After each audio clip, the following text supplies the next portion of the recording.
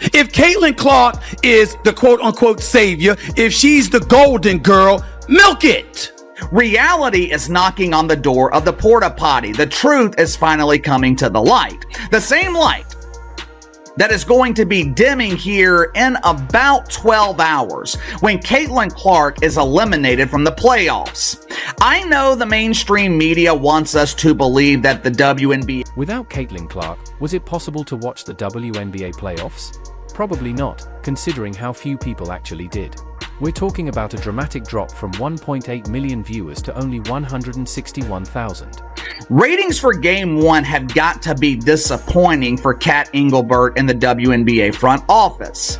There were regular season games this season where Caitlin Clark drew more than 1.8 million viewers. However, I hope Kat Engelbert is ready for disappointment because there's a hell of a lot more of it on the way. There were 3 other games in the WNBA on Sunday night. It's more than simply a dip, that's a nosedive. And now, everyone is questioning if the WNBA is truly in danger of failing without its newest star. Caitlin Clark is clearly a catalyst for a business that was, and let's be honest, Caitlin to some degree financially saved the WNBA. It was hemorrhaging money for years. Some people get famous on art. Let's talk about Clark for a second. She didn't just show up. She changed how things transpired. From merchandising sales to new sponsorships to television ratings absolutely going through the roof to attendance to sellouts at basketball games to all-star games with record attendance both in person and on television. It is safe to say, North America, that the Caitlin Clark effect has taken over the WNBA at this point. The WNBA would be dealing with empty seats and embarrassing TV numbers if Clark weren't there. It was entirely up to her to turn the Indiana Fever from a team that no one cared about to a postseason contender. Can you imagine being someone that rapidly after being nobody? WNBA ratings are embarrassing without Caitlin Clark. 0 games have sold out in the playoffs. Outside of Caitlin Clark, there was not a single game that eclipsed 500,000 viewers. Hell, they weren't even close to doing that. Once she is eliminated... Is the Women's National Basketball Association placing all of its eggs in one basket? What would happen if that basket broke and stayed there? Because we will discuss the significance of this for women's basketball. Consider the Indiana Fever, who moved from being just another team to a potential playoff contender. And one guy is to blame for everything. This woman can play and is good at the ticket office. This woman is box office, plus she can play. And the combination of the two would ultimately... And the two of them together would eventually, but here's the catch. In addition to changing her team, Caitlin Clark is rewriting the entire WNBA playbook. Let's put this in its proper perspective. When I think about Caitlin Clark, the operative word that comes to my mind is gratitude. How the statistics tell a story you won't expect. I'm merely observing. Well, I'm just looking at some of the numbers here. When we talk about league attendance, the Indiana Fever, all right, with Caitlin Clark, led the league in attendance both home and on the road. Fever averaged 17,000. Clark's debut season isn't just about amazing stats. It's also about measurements that basketball historians take notice of. We see that. We see the capability on the basketball court. She can shoot, she can handle, she certainly can pass, okay? I look at it from that standpoint and I say mad respect. Are there other players in the WNBA? In her playoff debut, Clark became the first rookie in WNBA history to score at least 25 points, grab 5 rebounds, and dish out 5 assists. In addition to breaking records, new benchmarks for excellence are also being set. Because at the end of the day, with her WNBA rookie season complete, that's it. Most points by a point guard in a season in WNBA history. Most double-doubles by a rookie guard in WNBA history. Most points by a rookie in WNBA history. Most assists by a rookie in the history of the WNBA. First WNBA rookie to record 2 triple-doubles. First triple-double by a rookie in WNBA history. Throughout the postseason series, Clark averaged 18 points, 5 rebounds, 8.5 assists, 2 steals, and 1 block per game. Who else in the playoffs has scored as many goals? This stat line has never been matched by any player in WNBA history. You might be thinking, wow, those are some impressive stats, but what does this mean for the league, now that we're in Michael Jordan territory? I'll offer you an idea, though. Career 10 or more assists in a game. How about that franchise record for most career 10 or more assists in a game? Fastest WNBA player to reach 100 three-pointers. She did it in 34 games. Most assists by a rookie in a WNBA All-Star game, for which she received the most fan votes ever. 700,000 of those. Fastest player to reach 350 points and 150 assists to start a season, regardless of years in the league. That's not a rookie record. That's just a record for anybody. Before Clark, you wouldn't have realized the Indiana Fever were in the league, but now they have to watch TV. The attention that she brought to a woman's league and a women's side, if you will, of the sport is just, I think, hopefully going to have a residual effect for years to come. Yeah, I think it can't be overstated enough, like what she did to bring eyes to that sport. Whether people want to admit it or not, it's just a fact. Clark did more than merely improve the team. In an instant, she turned them into contenders. Just looking at some of the numbers here. When we talk about league attendance, the Indiana Fever, all right, with Caitlin Clark, led the league in attendance both home and on the road. Fever averaged 17,000. But it extends beyond what takes place on the court. Clark's impact goes much beyond hardwood flooring. Has trickled up to the WNBA this season as the league has seen unprecedented growth thanks to the emergence of a strong rookie class headlined by #1 overall pick Caitlin Clark. So WNBA released a report recently.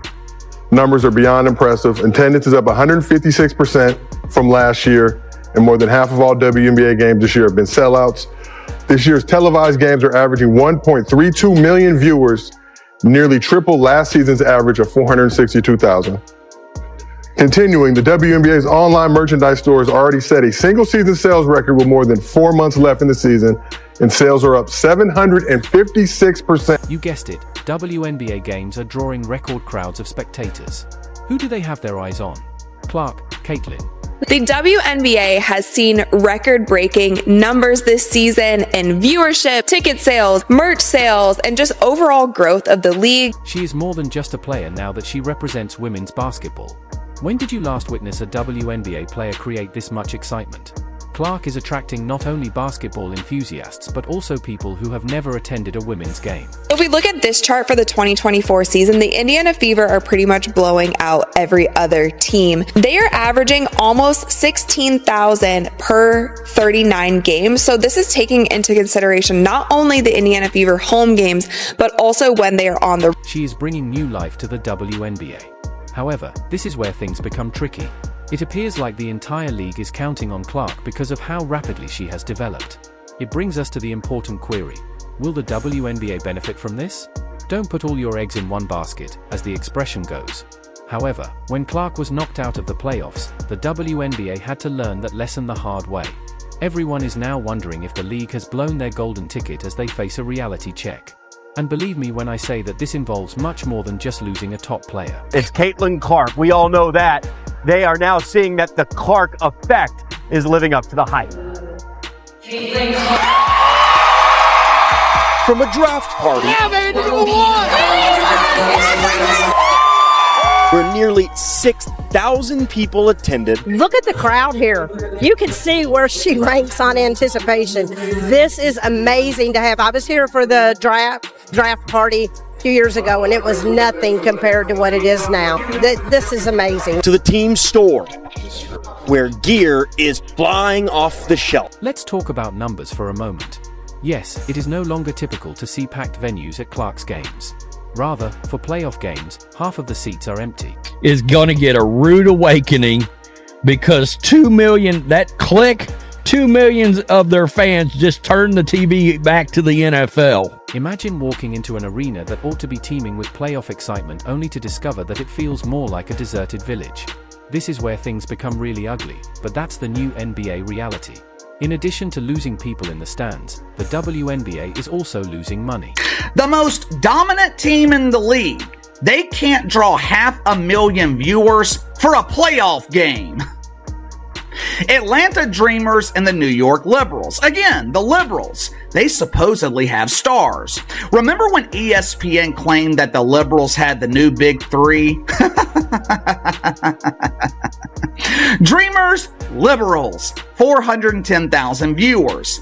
The other game was the Phoenix Masculines and the Minnesota Lynx. The WNBA needs $200 million a year from the NBA to stay afloat, whereas the NBA makes about $7 billion from TV deals alone. This discrepancy isn't the only one. The abyss is the size of a Grand Canyon. Furthermore, I'm not referring to spare change here. They should be getting the attention. Now they have center stage, but the ratings are going to go down. How far, though? That's the... Well, they must have a plan to fix this, some of you may be thinking right now. Keep your caps on because this is where the insanity starts. Everyone is perplexed by the NBA's marketing strategy, or lack thereof. To make matters worse, they haven't created a single commercial featuring Caitlin Clark. 2024, the WNBA is estimated to bring in $200 million in revenue. Just for comparison, the NBA is expected to earn $13 billion. The WNBA has historically lost around $10 million per season. Furthermore, the league's entire star promotion strategy is being criticized. According to one commentator, the WNBA would be nothing more than a polished turd without Caitlin Clark. Oh, this serves as a wake-up call in addition to being unpleasant. The league neglected to create a safety net while riding high on Clark's fame. What implications does this have for women's basketball going forward? We're not merely discussing a poor season here. This might mark a sea change for the league as a whole. Kelsey Mitchell on here instead of Caitlin Clark? The face of your entire league, you left off this promotional graphic. Again, Kelsey Mitchell. Without Clark in the playoffs, the WNBA is losing fans faster than a leaking faucet. And that's a death sentence in a society where fame is worth money. But the ratings are going to go down. How far, though? That's the key. And are they going to be pointing fingers and blaming Indiana Fever fans and Caitlin Clark fans whenever the ratings don't stay the same? However, the WNBA had a great chance with Clark, and they could have used her fame to promote other players and create captivating stories that would have engaged viewers even while she wasn't playing. Rather, they placed all of their money on a single player, and now they are suffering the price. The attendance numbers in New York and Las Vegas last night, they were the same as Sunday night. There has yet to be a sellout in the WNBA playoffs. They couldn't even sell out the 9,000-seat Mohegan Sun Arena in Connecticut for the playoff debut of Katie Roode. It was the closest they came to a sellout, but it still wasn't sold out. You might be wondering what will happen now that the WNBA is experiencing issues. Prepare yourself, though, for you could be surprised by the answers. But we're not merely discussing a stopgap measure. We're discussing a complete overhaul that might permanently change the game. Let's begin by discussing marketing. Now is the moment to share the love. Despite the WNBA's recent success with Caitlin Clark, she just knows that there were people on the ground pounding the pavement that were doing so much for women's basketball everywhere that deserve their praise. Consider a league where every player has a unique fan base and backstory. By creating rivalries that generate discussion even when the major players aren't playing, we hope to make every game seem crucial. Watch what happens. Now let's talk about the players. The WNBA does not have the option of waiting for the next Caitlin Clark to arrive in their laps. I feel like she's coming in, and from a marketing standpoint, yes, have eyes on her, but don't put all your eggs in one basket. Because at the end of the day, we can't predict the future with her. We just can't. They have to be out there seeing talent, perfecting their craft, and creating the stars of tomorrow. Imagine participating in a league where you are inspired by a player on each squad. Whoa, it is incredible what I just seen. This is why the league has to expand their vision, because you're going to get a lot of new fans that's coming. But here's the really bad part. If the WNBA wants to maintain fan engagement, it needs to create narratives that span more than one game or season. We're discussing creating team identities, starting intense competitions, and giving supporters something to cheer for even on awful nights for their favorite players. Let's not overlook the financial aspect either. The WNBA needs to give diversifying its revenue streams careful thought. It cannot only depend on TV deals and ticket revenues. But if you're not delivering the product and you're not making the revenue and you're not, giving people the entertainment that they want, then you're not going to make any money and your league is going to suck. How about goods? What about working together with other businesses? The WNBA needs to start looking into the many opportunities available worldwide. To put it briefly, the WNBA is currently paying the price for its significant investment on Caitlin Clark in the form of empty seats, dwindling viewership, and a league that is barely surviving. A change must be made by the WNBA. The league has to be ready with its infrastructure. The league has to be ready with its tech. The league has to be ready with its vision. Think bigger. Yes. I'm saying think bigger, Tarika, because something. Make more stars. Instead of waiting for the next Clark to show up, they need to create rivalries and make every game an occasion by using creative marketing strategies.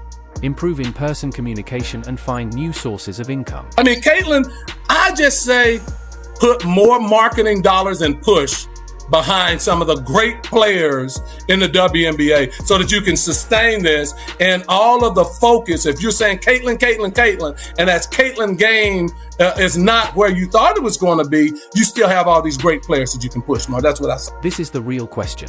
Is the end of women's professional basketball imminent? Or is it possible for the WNBA to survive without relying on a single superstar? What do you think? Tell us how you plan to save the WNBA by leaving your thoughts in the comments area.